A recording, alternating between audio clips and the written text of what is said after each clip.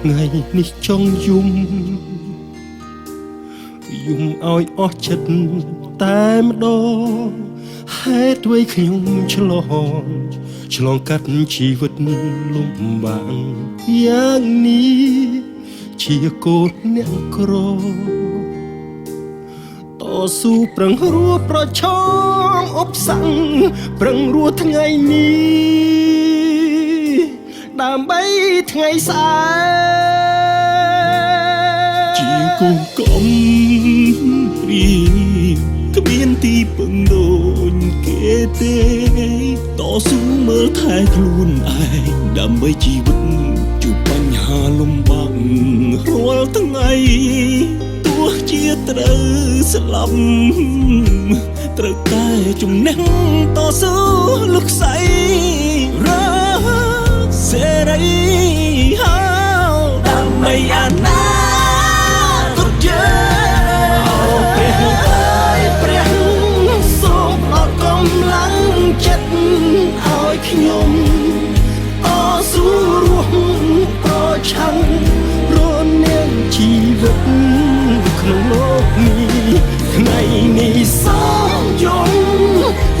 ឲ្យអស់ភាពឈឺចាប់ក្នុងចិត្តខ្ញុំទូលទេវតាពីអ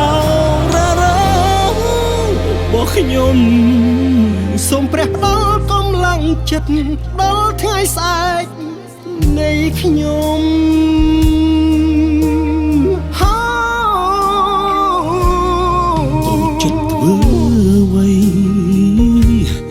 មានតែខ្លួនទី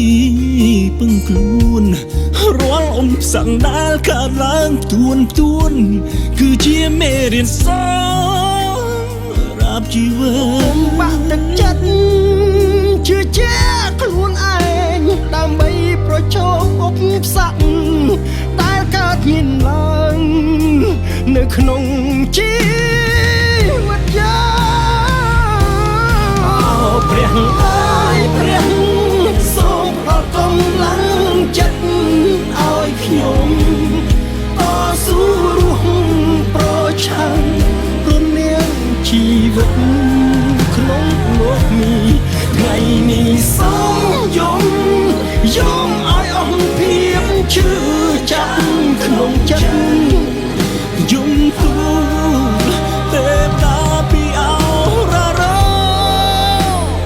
ខ្ញុំសូមព្រះផ្ដល់កម្លាំងចិត្តដល់ថ្ងៃស្អែក